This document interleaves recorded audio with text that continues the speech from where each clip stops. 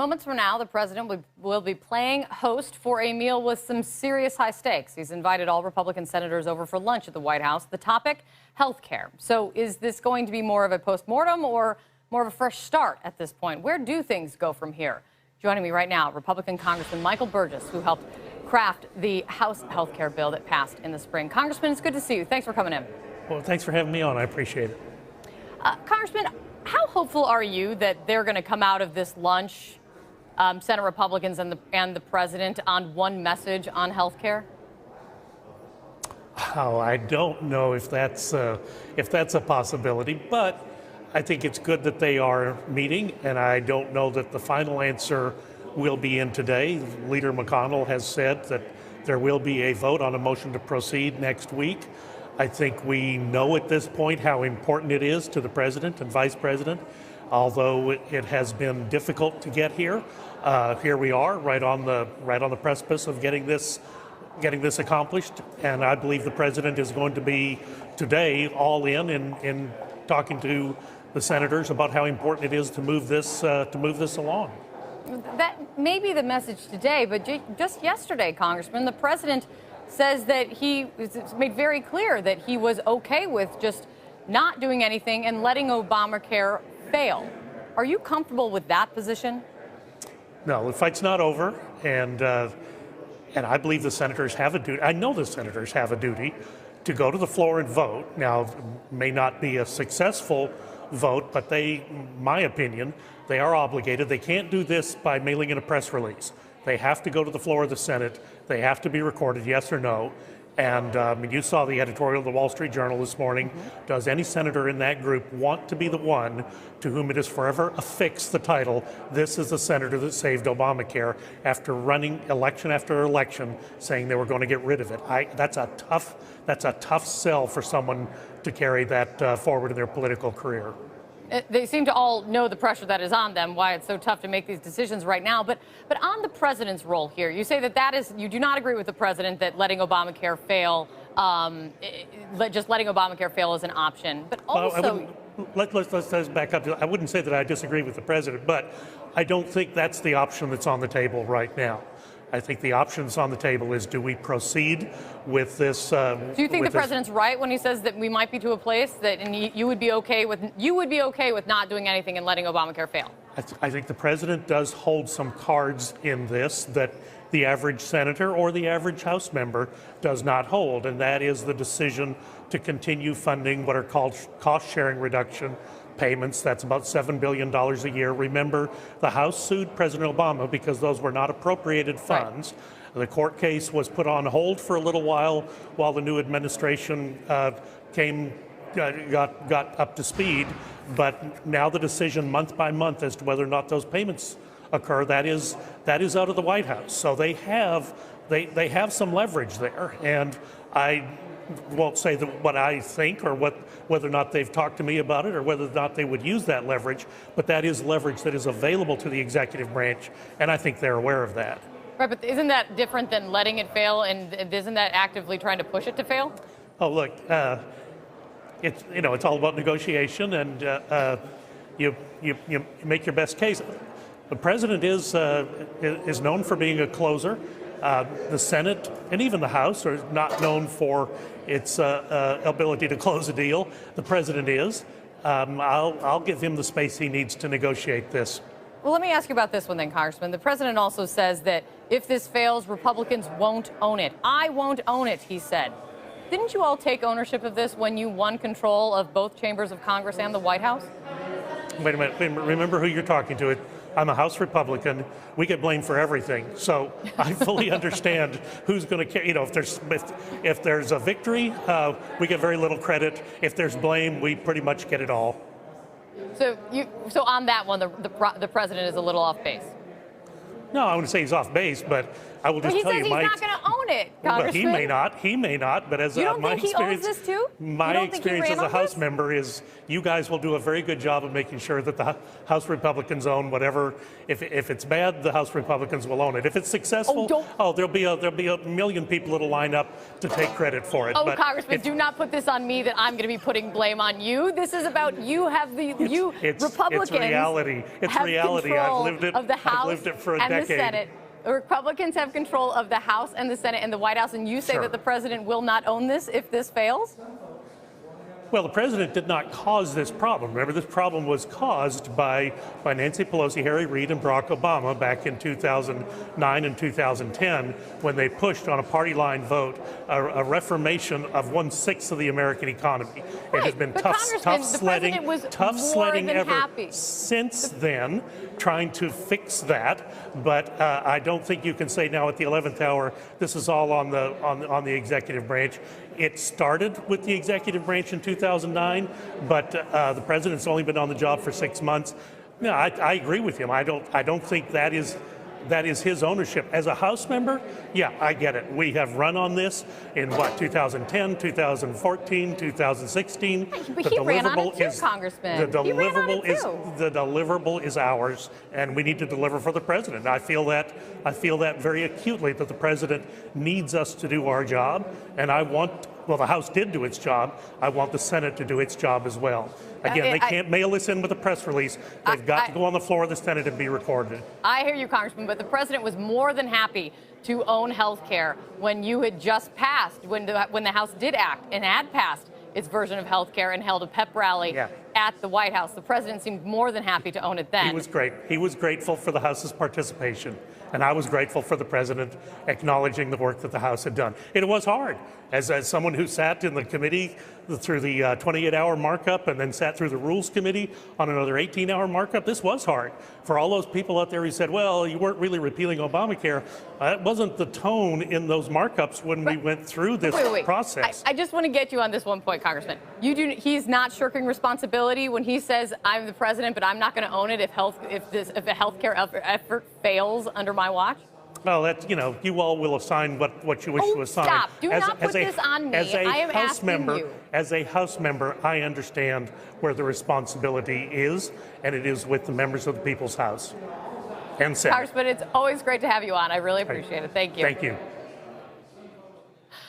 Coming up for us, a secret sit-down between the president and Vladimir Putin, and only 3 people know what was said at all, what they talked about. How unusual is this? Does it break any rules? Should it happen again? And why wasn't it revealed that they met for a second time? 2 world leaders. We'll be right back.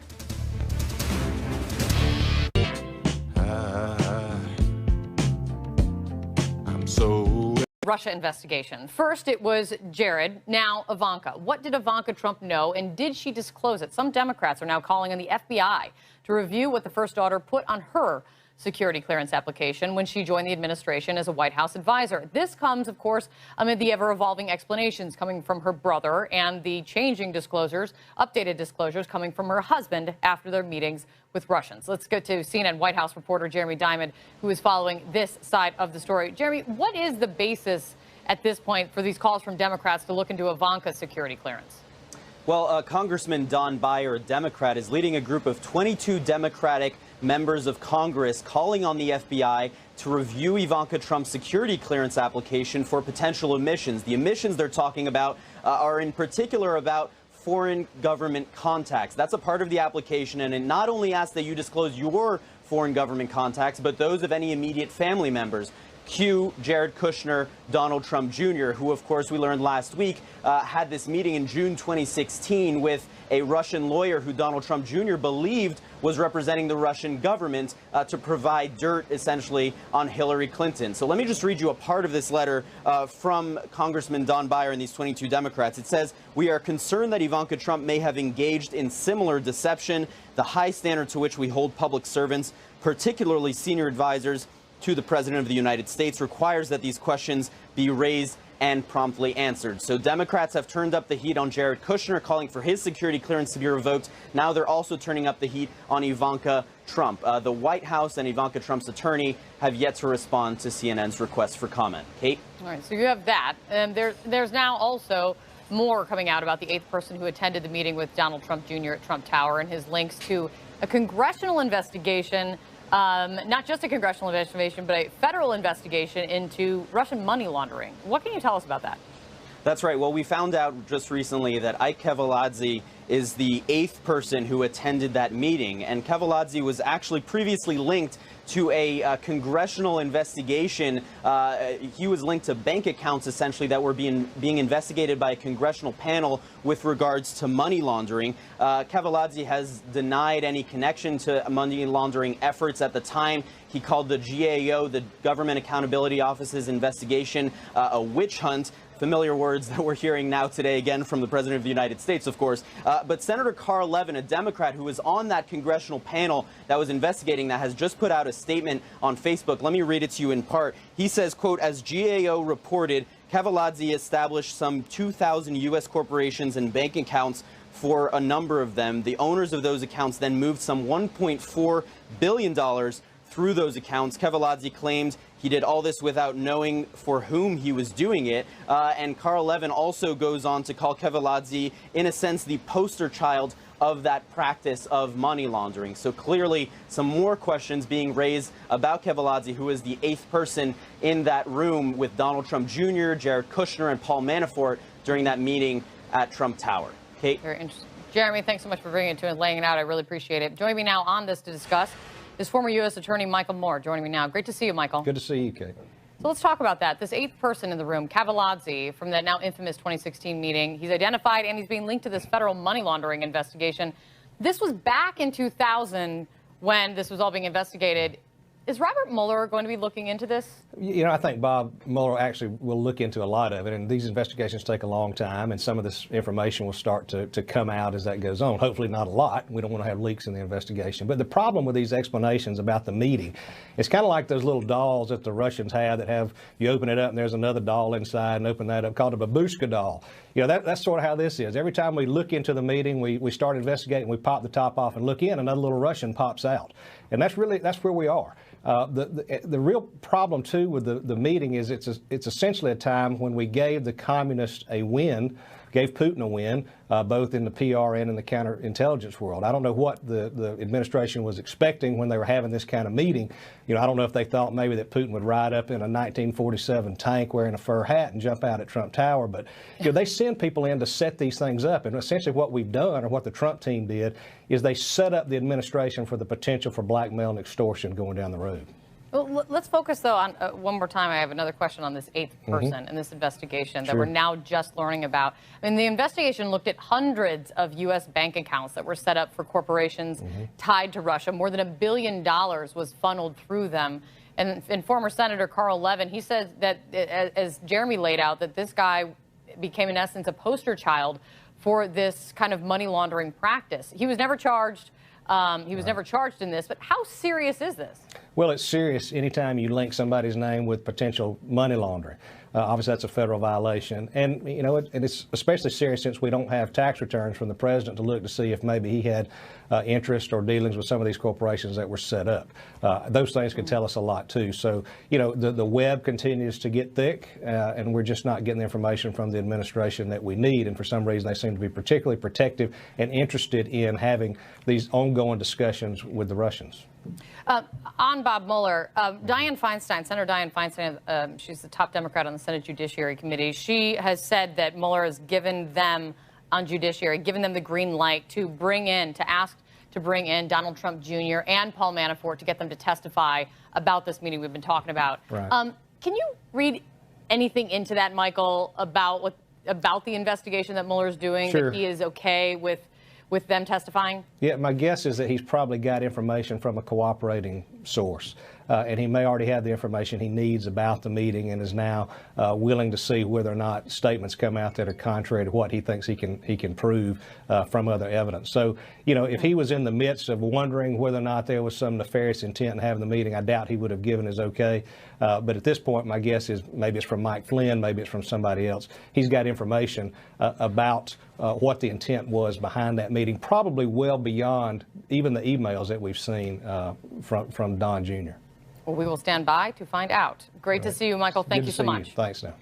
Coming up for us, new backlash and questions after we learned the president met with Vladimir Putin a second time at the G20 summit. Why didn't he bring another American with him? Any official? Any translator? And why didn't anybody know about this until now? I'll speak live with one former ambassador who says Putin's goal was just that, to get the president alone. Plus, the Russian lawyer at the center of the Trump Tower meeting says she will testify, but on one condition. That's ahead. And we're just getting word President Trump will be speaking any moment at the first meeting of the voter fraud commission that he set up. It's been embroiled in controversies since it began. You're looking at live pictures of the room. We'll bring you his comments live when they happen. Election integrity is set to meet for the first time today. 4 top Democrats are calling on the commission's vice chairman, Chris Kobach, to step down. They actually wrote a letter to the Vice President Mike Pence, who's overseeing the commission, yesterday, saying Mr. Kobach has repeatedly claimed falsely that widespread voter fraud exists and advertises his work on the commission to promote his own campaign for governor of Kansas. If true, that could be a violation of a statute. These actions undermine the integrity of the commission and raise significant concerns the commission will be used as a tool for voter suppression. Chris Kobach joins us now. It's good to have you on the show again, sir. What is your response to the criticism? My response is it's ridiculous. First of all, they allege that somehow I'm not qualified because I've pointed out widespread voter fraud in my own state of Kansas. We're litigating our proof of citizenship requirement when you register to vote. And we've presented to a U.S. District Court 128 cases of non-citizens who've gotten on the voter rolls, and we've presented lots of other evidence, or who have attempted to get on the voter rolls. And I'm simply saying that in my state, we have discovered a problem, but no commission has ever looked at it from a nationwide perspective. And so the other thing they claim is that somehow a commission studying this issue results in voter suppression. So to try to decipher that for you, I think they're saying that if a commission studies the problem in Washington, D.C., somebody out in California is going to decide not to vote some November. It doesn't even make sense. And in their letter, they don't even explain what is really a ludicrous argument. They're making their case. Of course, there's politics here, but I think that the general assertion is that you are looking for a problem in the name of suppression, and they're targeting you because you've tangled on this issue before with the ACLU and, frankly, recently lost. And you said more than that there were issues in your own state. You said, I think the president-elect is absolutely correct when he says the number of illegal votes cast exceeds the popular vote margin between him and Hillary Clinton. There is no basis for that, in fact.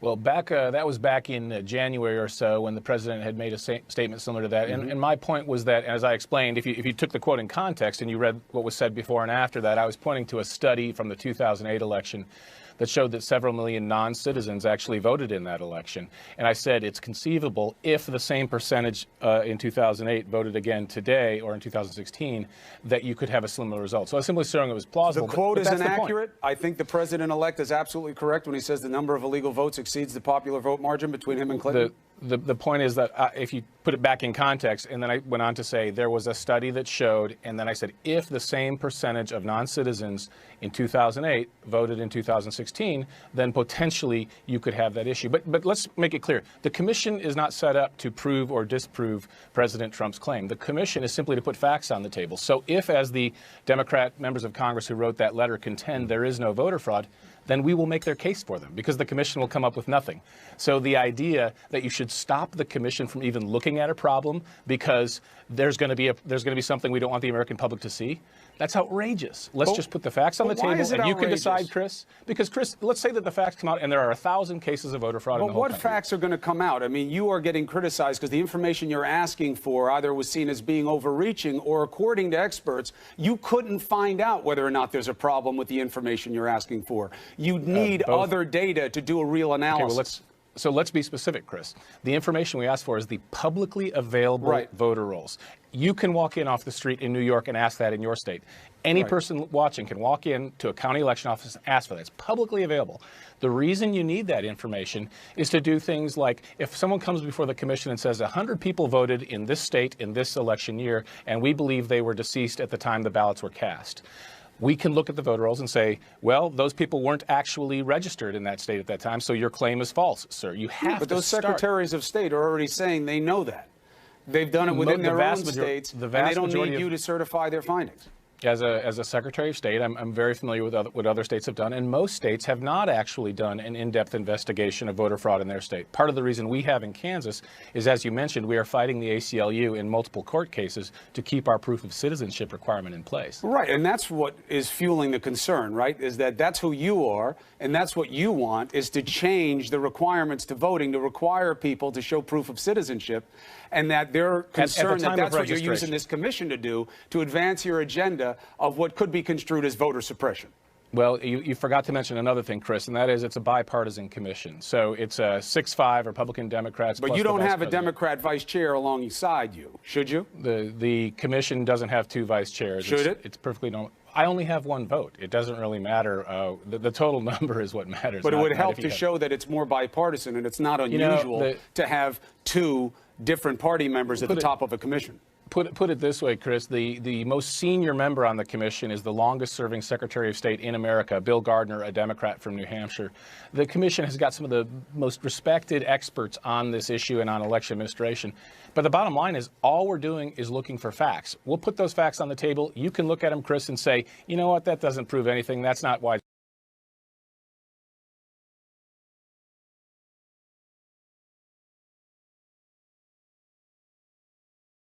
I think that data can be a tricky thing, and people can use it to make different suggestions that is a function of what they want as much as what the numbers show. I think that's the concern, especially with the information you're asking for. Again, it matters that experts who look at data analysis and voter registration efforts and are behind these studies that you quote, and by the way, as we both know, the study that you're pointing to, the guys who own the data came out and said this study is bogus for legal votes, that they should not have drawn these conclusions off my data. So the concern is you're not going to have the data to draw a conclusion except the one that you want to draw, which may feed your voter suppression efforts. No, so you make a good point. There are studies out there that do sampling. So that one study was based on interviewing voters, calling them on the phone and asking them, are you a U.S. citizen? Yes, no. Did you vote in the 2008 election? Yes or no. Now, and then they sample, several thousand people, and they draw a conclusion from a sample. You're right. Experts will always dispute whether that sample is good enough to draw conclusions. This commission is going to be looking at real figures, real numbers, real voter rolls, and real cases, not just doing surveys. That's the big difference. Well, there's never been a nationwide commission to actually look at real cases of voter fraud, look at real instances. So, for example, the Pew Foundation has sampled and has concluded that there are more than 1.8 million deceased people on the voter rolls. And they acknowledge that that is probably a low estimate, but it's just an estimate. Wouldn't it be better if a commission were able to get some real hard data and not just make an estimate, but actually present some real numbers? That's what we're talking about here, is just presenting numbers so the American people can decide. And we can come back and have a discussion a year from now, and you can say, Chris, I draw different conclusions than you do. And that's fine, but let's at least put some numbers on the table. And there's so much debate about this issue. Why wouldn't we want more facts on the table? Well, I don't know that there's any debate about whether or not 3 million people voted illegally in the election. About the issue of voter fraud. No, about the issue of whether voter fraud affects elections. Again, the reason I don't think the word a lot of debate over it is because we don't have any factual basis for saying that there is a problem with illegal voting in this country.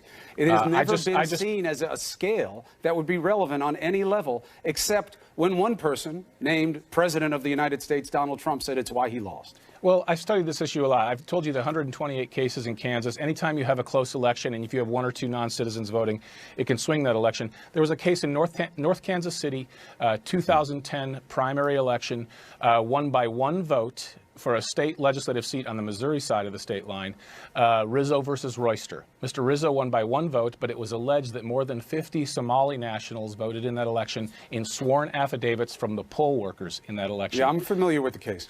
So there are many cases where a close election can be swung by a few fraudulent votes. And I think as someone who's charged with administering elections and as someone who's an American and cares about our system, why wouldn't we want to minimize the chances of elections being stolen, of your vote being canceled by an illegal vote, or my vote being canceled by an illegal vote, someone who's not qualified or who's voting fraudulently for some reason.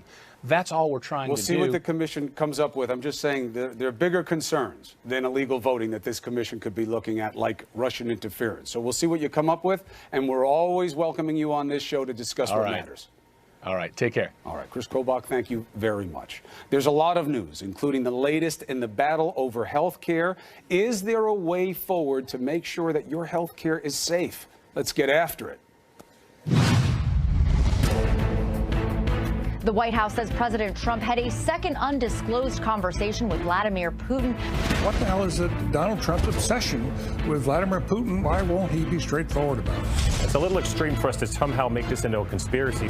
We're also learning the identity of the eighth person in Don Jr.'s Trump Tower meeting. It's very disturbing. It's taken us this long for this kind of information to come out. We'll just let Obamacare fail. That's just heartless. We're talking about real people here.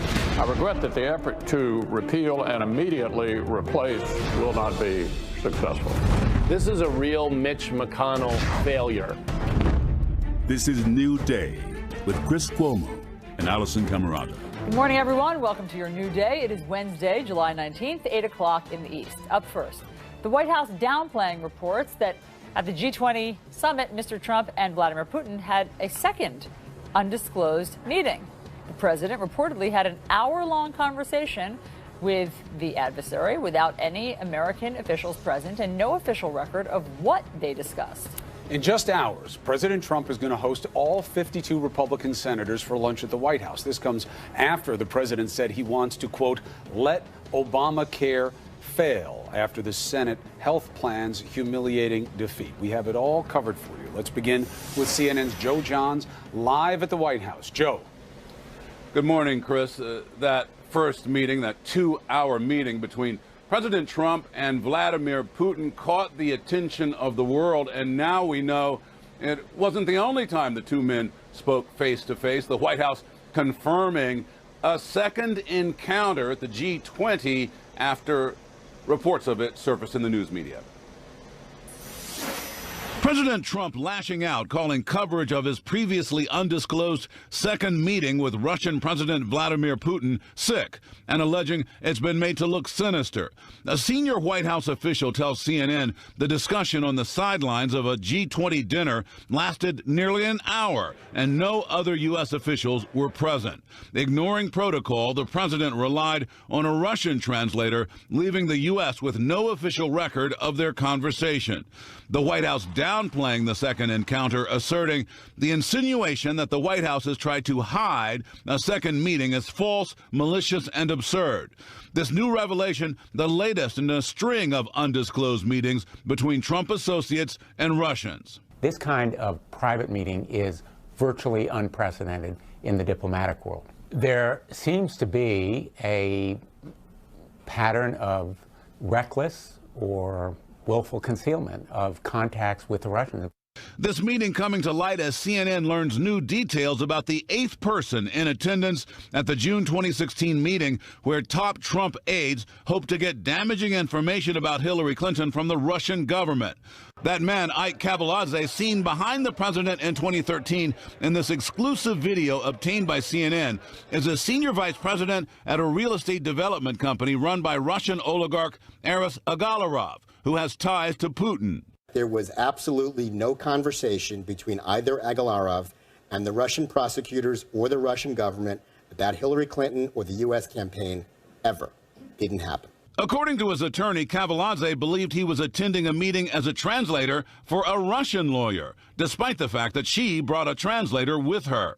In 2000, Kavaladze was linked to U.S. bank accounts that came under congressional investigation for possible money laundering on behalf of Russian brokers. He was not charged. This individual who's at least had a colorful past, if not a potentially criminal, it is very strange to me that this meeting that was supposed to be originally was related as 3 or 4 people about Russian adoptions. Also this morning, CNN has confirmed that Russian lawyer, Natalia Veselnitskaya, who met with Donald Trump Jr. last year, has offered to testify before the United States Senate in order to clear up what she has called hysteria over the situation. Meanwhile, Senator Dianne Feinstein of California has told CNN that the special counsel, Robert Mueller, has given the green light for 2 witnesses to testify before the Senate Judiciary Committee. That would be Donald Trump Jr. and the former campaign chairman, Paul Manafort, though there's no clear note on exactly when that's going to happen. Back to you, Chris and Allison. Thank you very much, Joe, for all the reporting. Let's bring in our panel now to discuss it. We have CNN political analyst David Gregory, senior Washington correspondent for Politico.com, Anna Palmer, and CNN politics reporter and editor-at-large Chris Cillizza. Chris, I know you've just written a piece for CNN.com saying that what President Trump appears to be doing with this second meeting with Putin, previously undisclosed, is a bait and switch. How is it, Chris Cillizza, that it has been more than 10 days, and in this age of all information all the time, we did not know that he had this possibly hour-long meeting with Vladimir Putin? Well, one, because the White House didn't disclose it, but second, because, Allison, as you rightly note, all information all the time means you miss some things, right? I mean, it's just hard to see everything that is out there.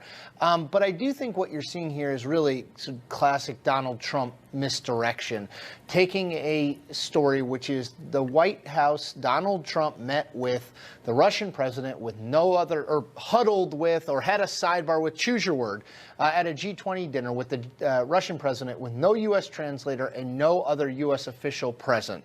We didn't know about it, as you rightly point out, for 10 days after it happened. And now Donald Trump is trying to turn the story into a media story, that the media is sick, his word, and that we're twisting things around. That it's not a media story. It's a story about a meeting we didn't know about prior with a foreign adversary that we know through our intelligence agencies meddled in the 2016 election. That's a story.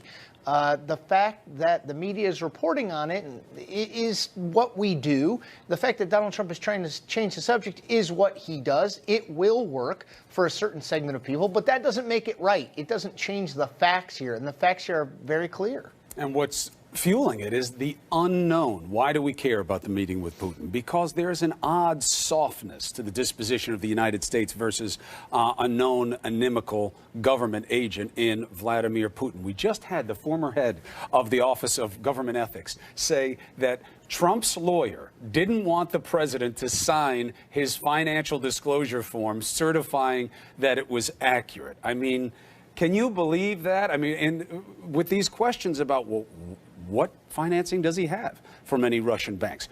Why did they want to seek out his son to talk about their money? And that's what talking about the Magnitsky Act, a best reading of what that meeting might have been about. That's about Putin's money being tied up. Why do they keep seeking out all these Trump folk? We don't know what the financial relationship is between Donald Trump and his business and the Russian government. We don't know. Even Walter Schaub just said that not only did the president not want to sign it, eventually he did sign it, but that after reviewing it, they still didn't know what they were dealing with. And were there loans? I mean, is he leveraged by the Russians in terms of loans that the business has gotten? We don't know that. Put it back into the realm of substantive policy. It is dangerous to go into a meeting with an adversary where there's an agenda that we don't know about, particularly given this president and his administration's record. They have not been truthful about contacts with Russia in the campaign. There's more that's being revealed. It is suspicious when the president appears to be coddling Vladimir Putin as he did as a candidate and now as president. And the thin nature of his protest with regard to interference in the election amounted to, well, I asked him if he did it. He denied it twice. I brought it up a second time. What am I going to do? Get into a fist fight? It's not acceptable. So from a substantive point of view, look, I covered the White House. You want to know what the president's doing. Don't hold out. He was on Air Force One holding forth about everything he's doing in the White House and doesn't say, look, yeah, I met with him 2 hours and we had a separate conversation. What did you talk about? Just be accountable. Let's know what you talked about. And there's no question that he wants to develop and use personal chemistry in relationships.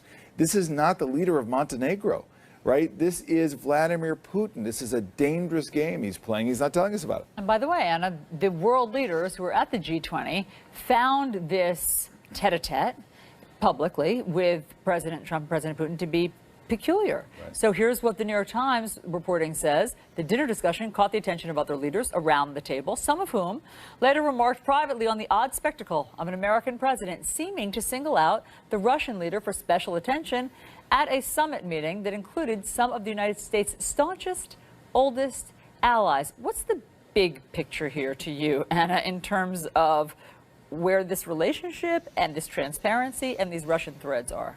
I just think this is another example of Donald Trump taking a very different tack than his predecessors. And clearly you have a lot of allies who are concerned about it. And, you know, there's a lot of geopolitical things happening right now, North Korea, other things where the U.S. is going to need other foreign leaders on its side. And if they think that, you know, Donald Trump is buddying up to Vladimir Putin, that's not a good thing for those kind of relationships to move forward. I mean, look. Just look at the checklist, Chris Cillizza, of how this all started and how we got to this point. You know, do you want to release your taxes? No. Why? Because I'm under audit. We don't even know if he is under audit. How about your financial disclosure? It's all there. It isn't all there. Now we know that his lawyer didn't want him to sign a disclosure form certifying that it was accurate. We know that at least 2 of the people at this meeting with Donald Jr. Had some connections to activity that is a little dangerous, right? Yep. This 8th person now identified as someone that former Senator Carl Levin says they were looking at for money moving through thousands of shell corporations, over $1 billion. Why were they targeting him? That's how we got to this, the lack of disclosure, the lack of transparency, and the outright lying about what did happen. That's right. Context. This sidebar with Putin didn't happen in a vacuum. Right? There's been a lot here. The most recently, the revelations about the Donald Trump Jr. meeting in the summer of 2016. So this is not an isolated incident. The other thing I would say, just from a human nature perspective, what Donald Trump is essentially doing is he's got a box, right? And he says, nothing to see here. This box isn't important, but he always keeps it with him. People are like, what's in the box? He's like, nothing. It's not important. No need to see anything in here. No box. But he's always got it with him. This is the problem. At some point, you've got to open the box and say, see, there's nothing in it. You can't just say, take my word for it. Everything in my financial records are great. It's perfect. David Gregory keeps making this point, the exact right point, which is you can't continue to say, everything's fine. Take my word for it. Take my word for it. Take my word for it. When your word has repeatedly not been borne and I'm convinced out to that be right. What Trump wants is to pull off some coup with Putin, some agreement to break some new ground. But all you have to do is look back at the past 2 presidents who actually used, you know, all the expertise that was surrounding them, unlike Trump. And they were confounded by Putin as well. You've got to be careful. And I think you have to have some distance from this leader in order to really faithfully formulate U.S. policy toward it. Well, look, Anna, very quickly, his supporters, the White House, point to the Syrian ceasefire as success. This is what happens when you speak to Putin. You can actually come together with some agreement that works for the U.S. Yeah, I think they see this as, you know, kind of him doing business the Trump way. They defend it very aggressively. I think the problem is, to David's point, that oftentimes what happens is what he says, you know, didn't happen, then the story changes 5 times later, and so it's hard to have a lot of credibility when they go to the press and say, no, there really isn't anything that was happening here. You know, so that's going to be the biggest problem, I think, as this continues to unfold. And the nature of what's actually happening on the ground in Syria is also very soft information, so we don't know what's going on. Panel, thank you all very much. President Trump trying to turn the page on health care. He's inviting all 52 Senate Republicans to the White House for lunch today. The president raising eyebrows after saying that he should just let Obamacare fail. CNN's Suzanne Malveaux just spoke with a senator at the center of this debate. She is live on Capitol Hill. Give us the latest, Suzanne. Hey, good morning, Allison. I just spoke to Senator Rand Paul of Kentucky, one of the conservatives who's been a holdout in this, saying that it does not go far enough in repealing Obamacare because of taxes, subsidies, and regulations that are still intact. He believes that Senate Majority Leader Mitch McConnell's call for repealing Obamacare and waiting for replacement is a good one, at least a partial victory for conservatives who've been calling for a clean repeal of this. But they voted back in January, 51 out of 52 Republicans said yes to that bill, but it ultimately failed. And I pressed him on this because he said, well, maybe it'll take more time for them to change their minds. But there are 4 Republican senators who are dead set against this, and Senator Paul saying, well, perhaps there will be a political cost. I think the vote will at least make them take a position. Right now, people are taking a position without a vote. A vote sometimes makes it a little more serious. And so I think if you were for repealing Obamacare and you're no longer for it, the people in your state deserve to know that. And it really just underscores the incredible division here, the philosophical differences within the party themselves, that this is not likely going to change just over the weekend. Again, 4 Republican senators saying no, that they are not going to even move that particular part of the legislation forward. Chris. All right. Thank you very much, Suzanne. Appreciate it. So here's a question for you. What happens if President Trump gets his way? Will Obamacare fail? That's an important premise. We're going to ask a Republican governor next.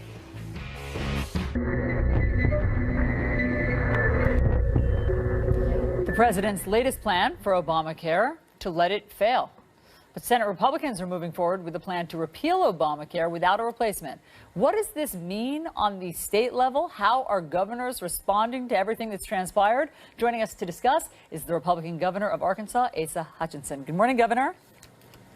Hey, good morning. Great to be with you. Great to have you. From where you sit, how do you think Congress and the White House botched this so badly? Well, that's hard to say. That's a little bit of a process question, but we've been pushing that they listen to the governors because we've got the greatest level of experience in actually what's happening in our states. We've encouraged them for a number of months to make some changes in the Senate bill. Many of them were adopted, but in the end, it was hard to bring people together. The message that I have is they need to continue their path of reform, though, and not give up. Let's talk about that, because it seems as though certainly the president is ready to wash his hands of this. It seems as though he's reached a dead end. Let me play for you what President Trump said about this yesterday. We'll just let Obamacare fail.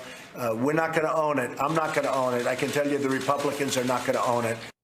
Is that the answer, Governor? Wash his hands of it and let Obamacare do whatever Obamacare is going to do and walk away? The people always hold political leaders accountable. And so we have a responsibility when we see problems to address them. When we see a system that's not working well, that's not affordable, they expect us to do something about it. It's hard for them to understand the complexities, the vote, why people can't come together on this, but you got to figure out a way to do it. And so it's not sufficient to say we're going to wash our hands of this. We've got to engage in it. And we're going to continue in Arkansas that path of reform we're already started on, because it's a cost to the states as well, and we don't want to make the Medicaid expansion portion an entitlement program. We want to reform it into a means and a safety net to help people move up the economic ladder. Yeah, look, I know that you're looking for a work requirement for Medicaid, but back to the president. What would you say to the president? I mean, if you think that it's not satisfactory to let it fail and to leave people on the hook, why is the president using that tactic? Well, I think he's trying to drive the message that he's frustrated that Senate was not able to come together on this, but I'll let him speak to that. More importantly, it's the Senate, and this is where I hope they do not give up, that they might have to let the dust settle here, but you know, if there's 10 things that we want to do and you can bring 4 things to accomplish and reach consensus on it, let's go for those 4 things to fix what we have. Because right now we've got a cost problem for the federal government. We've got an access of insurance availability in multiple states. Yeah. So you just can't let this continue. You've got to work together, and I am hopeful that they will do that. So you want to see them fix Obamacare rather than the vote they're having early next week to repeal it? Well, I've always advocated that you need to repeal it because it's a bad system. Let's start over. But if you can't get anything done, then obviously you've got to reform it because it's too costly. Again, there's not enough access. And so whatever you've got to do to set up a process that you can get the votes to change the status quo. That's what governing is about. I applaud our senators that have worked. You know, it's a concern. Last year, protests and threats of boycotts erupted over a similar